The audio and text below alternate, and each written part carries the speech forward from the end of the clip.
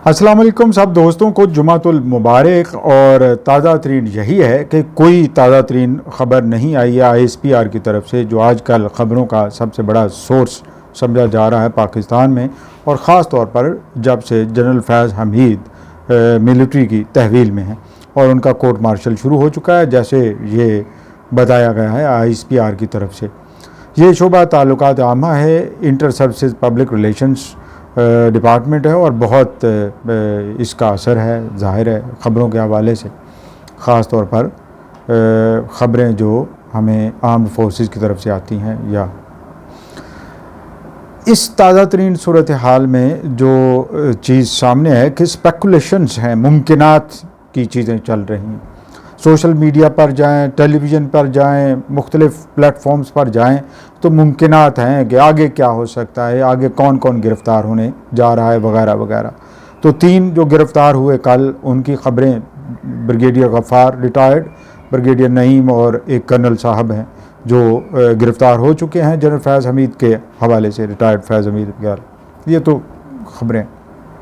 Speculation ये है कि एक साहब ने वीडियो शेयर किया है कि तकरीबन 70 लोग या 78 लोग टू बी वेरी एग्जैक्ट वो गिरफ़्तार होने जा रहे हैं। उनमें सिविलियंस भी हो सकते हैं, इसके अलावा रिटायर्ड आर्मी ऑफिसर्स भी हो सकते हैं और सर्विंग भी हो सकते हैं, ये भी मुमकिनात में हैं। इस तरह एक साहब ने ये मालूमात दी हैं कि 52 लोग गिरफ़्तार किए जा रहे हैं और आगे चंद रोज़ में ये चीज़ें और ज़्यादा तूल यानी तेज़ी पकड़ती नज़र आएंगी। ये तो जनाब ताज़ा तरीन सूरत हाल है, और इसमें और भी बहुत सारी चीज़ें हैं। जैसे मैंने कुछ पॉइंट्स बनाए हुए हैं कि मसलन ये मुल्की तारीख़ की सबसे अहम इंक्वायरी समझी जा रही है। हालांकि इस तरह की इंक्वायरियों का आगाज़ तो रावलपिंडी सादर केस और फिर अगरतला सादर केस और इस तरह की बहुत सारी साजिश केसेस से हो चुका है, और सज़ाएँ भी हुई हैं, कोर्ट मार्शल भी हुए हैं माजी में भी। और लेकिन ये सबसे अहम इसलिए है कि मुल्क का साबिक स्पाई मास्टर यानी इंटेलिजेंस का चीफ़ इस वक्त तहवील में है फ़ौज की, तो ये इस लिहाज से सबसे अहम है। और दूसरा ये कि एक पॉलिटिकल पार्टी का हेड भी उसके साथ मुबैना तौर पर कनेक्ट किया जा रहा है या लग रहा है कनेक्ट। ये स्पेकुलेशंस की हद तक है, अभी तक फाइंडिंग्स नहीं आई हैं। जो कल की प्रेस रिलीज शाया हुई ISPR की जानिब से, उसमें इतना कहा गया कि 3 नए जो ऑफिसर्स रिटायर्ड गिरफ़्तार किए जा रहे हैं या तहवील में लिए जा रहे हैं, उनके पॉलिटिकल किसी वेस्टर्न ग्रुप के साथ ताल्लुकात और उनकी बिना पर मुल्क में इंस्टेबिलिटी और आर्म्ड फोर्सेस में एक तरह की अफवाहें फैलाने वाला काम है।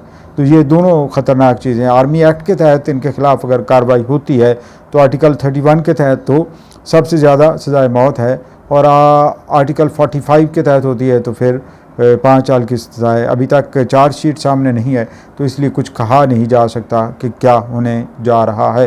ताहम ये एक तयशुदा हकीकत है कि जो 14 अगस्त को तकरीर थी चीफ़ ऑफ आर्मी स्टाफ की, उसको सामने रखें या दीगर बयानात और जो हालात चल रहे हैं उसकी रोशनी में, कि सख्त से सख्त एक्शन होगा उन लोगों के ख़िलाफ़ जिन्होंने 9 मई को बगावत करने की कोशिश की और उस बगावत के नतीजे में मिलिट्री इंस्टॉलेशंस को निशाना बनाया और शहीदों के जो यादगारें हैं उनको ख़राब करने की कोशिश की।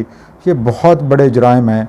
अच्छा, ये नहीं बात, यानी इंटरनेशनल मीडिया में ये बहुत ज़्यादा, अमेरिकन मीडिया में और ख़ासतौर इंडियन मीडिया में इन चीज़ों को लेकर बहुत बहसें हो रही हैं, मज़ामीन छप रहे हैं, स्टोरीज़ आ रही हैं, और इसका काफ़ी हद तक पाकिस्तान की फ़ौज के ऊपर ज़ाहिर कमेंट्स भी हो रहे होंगे वगैरह वगैरह, ये सारी चीज़ें हो रही हैं। दूसरी तरफ जो दिलचस्प सूरत हाल ये है कि इमरान ख़ान ने जो चेयरमैन पाकिस्तान तहरीक इंसाफ, बानी चेयरमैन पाकिस्तान तहरीक इंसाफ या साबिक चेयरमैन पाकिस्तान तहरीक इंसाफ हैं और इस वक्त कैद में है, जेल में हैं, उन्होंने अपने आप को जनरल फैज़ हमीद से अलहदा कर लिया है। कल सहाफ़ियों से गुफ्तगू के दौरान उन्होंने फैज़ हमीद को एक तरफ तो एक एसेट कहा जो ज़ाया हो गया जनरल बाजवा की वजह से, उनका कहना था, तो दूसरा उन्होंने ये कहा कि ये ताल्लुक़ उनका नहीं है कोई किसी किस्म का अदर दैन प्रोफेशनल के। तो उन्होंने कहा कि मैंने तो इसीलिए उनके लिए बहस भी की थी और आर्मी चीफ के साथ मेरी तकरार भी हो गई थी, इख्तलाफात भी हो गए थे कि जनरल फैज़ को ना हटाया जाए। तालिबान के साथ उनके बड़े गहरे मरासिम हैं और उनके साथ वजह से पाकिस्तान में अमन हो सकता है, उन्होंने ये कहा। तो दूसरी तरफ ये भी एक हकीकत है कि उसके बाद वो कहीं दूर नहीं गए बल्कि कोर कमांडर पेशावर लगा दिए गए थे।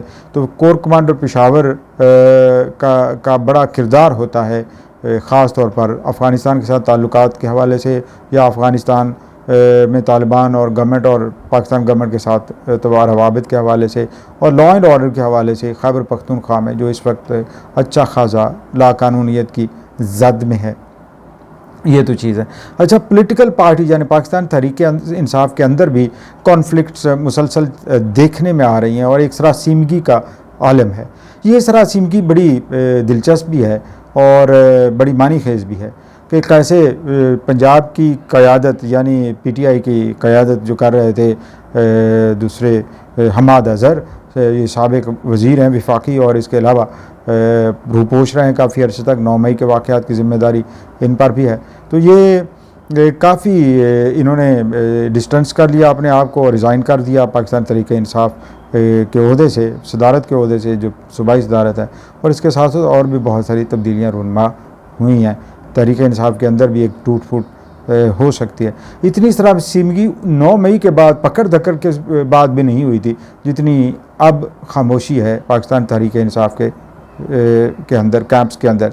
कहा यह जा रहा है कि जब रऊफ़ हसन सेक्रेटरी इत्तलात पाकिस्तान तहरीक इंसाफ और उनके दीगर जो उनका ऑफिस था उनके ख़िलाफ़ कार्रवाई हुई और वहाँ से जो रिकॉर्ड इकट्ठा हुआ, वहाँ से वो शवाहिद इकट्ठे हुए और मुबैना तौर पर यही बताया जा रहा है कि वो शवाहिद बड़े इंस्ट्रूमेंटल हैं जनरल फैज़, रिटायर्ड फैज़ हमीद को हिरासत में लेने के लिए या उनकी मिलिट्री तहवील में जाने के लिए। और यही कहा जा रहा है कि उन्हीं की बिना पर आइंदा भी तहरीक इंसाफ के अंदर भी और दीगर इदारों के अंदर भी, यानी हो सकता है उनके अंदर भी इस तरह की कोई कार्रवाइयाँ हों। और अगर ये कार्रवाइयाँ होती हैं तो डेफिनेटली पाकिस्तान तहरीक इंसाफ के लिए ऑलरेडी बहुत बड़ा डेंट पड़ चुका है और हो भी सकता है। इसमें सवाल ये आता है कि पाकिस्तान तहरीक इंसाफ इस हद तक गई क्यों, ये इल्ज़ामात उस पर आए क्यों? क्योंकि माजी में हम देखते हैं कि पाकिस्तान तहरीक इंसाफ बहुत हद तक जनरल फैज़ हमीद को डिफेंड करती नज़र आती थी, लेकिन अब उसने इससे अलहदा कर लिया है। तो उसका जवाब यह है कि 2017 के धरने से लेकर जनरल फैज़ हमीद की तरफ से जो इक़दाम भी हुए बतौर सर्विंग आर्मी ऑफिसर या बाद के इक़दाम, उनमें उन्होंने बहुत हद तक पाकिस्तान तहरीक इंसाफ को सपोर्ट किया है, या एक तरह से उनकी वजह से, उन इक़दाम के नतीजे में पाकिस्तान तहरीक इंसाफ को तक़वियत मिली है। चाहे वो फैज़ाबाद में तहरीक लब्बैक का धरना ही क्यों ना हो, या बाद के अदवार में होने वाली तब्दीलियाँ क्यों ना हो, या पाकिस्तान मुस्लिम लीग नवाज़ के सरबराह मियाँ नवाज़ शरीफ का बतौर वज़ीर आज़म उनकी नाअहली होना हो, या जस्टिस शौकत अज़ीज़ सिद्दीकी के घर पहुंच जाना हो, या दीगर वो अवामिल, इन सब में अगर देखें तो फ़ायदा पाकिस्तान तहरीक इंसाफ को होता रहा है। और पाकिस्तान तहरीक इंसाफ जब बेनिफिशरी रही है तो यकीनन जब आग लगेगी तो हरारत तो वहाँ तक भी पहुँचेगी, और ये हरारत उन तक पहुँच रही है। और इस हरारत की वजह से शायद वो सरासीमगी का शिकार हैं, खामोश हैं, और जब तक कोई क्लियर लाइन मिल नहीं जाती उस वक्त तक।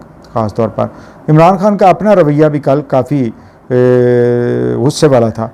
जो उनकी तकरार हुई सुप्रिटेंडेंट जेल के साथ वो सबके सामने है, और मुबैना तौर पर उसके बाद कहा जाता है कि उन्होंने बहुत बुलंद ज़ुबान और सख्त अल्फाज इस्तेमाल किए, और साथ ही साथ उन्होंने ये भी कहा कि ये उनका कोई ताल्लुक़ नहीं है फैज़ हमीद के साथ, और फैज़ हमीद के हवाले से जो बातें सामने आ रही हैं। याद रहे कि ये बातें अभी तक स्पेकुलेशंस पर मबनी हैं, अभी तक क्रेडिबल इन्फॉर्मेशन हम कहेंगे जो वही है कि 3 और अफसरान, साबिक अफसरान पकड़े जा चुके हैं, मिलिट्री तहवील में हैं और भी पकड़े जाने की तवक्को है डेफिनेटली, लेकिन उनके बारे में कोई नई इन्फॉर्मेशन उस मौक़र इदारे से नहीं मिली है। जब तक नहीं मिलती है तब तक स्पेकुलेशंस पर गुजारा करें और डरते रहें या डराते रहें जैसे सिचुएशन चल रही है। ठीक है, मुल्क की जो सूरत हाल है वो यही है इस वक्त, और तवज्जो इस वक्त पूरी आवाम की इस तरफ है, और मीडिया भी इस तरफ है, सोशल मीडिया भी इस तरफ है। और हाँ, ये आपको बताता चलूँ, इंटरनेट की सुस्त रवि है या कोई और अवामिल है, या फायरवॉल का मसला है, या फायरवॉल की एक वजह है। ये जो पाकिस्तान तहरीक इंसाफ की एक जो हमला होता था, जो हर वक्त प्रोपेगेंडा चल रहा होता था मुख्तलिफ सोशल मीडिया आउटलेट्स पर, वो अब नहीं नज़र आ रहा है। वो बहुत कम हो गया है। आप भी बताइएगा अगर आपको पता हो कि ये क्यों हुआ है और कैसे हो रहा है, और आगे मुस्तकबिल क्या है पाकिस्तान का, उसके लिए दुआ गो हैं। इंशाअल्लाह बेहतरी ही होगी।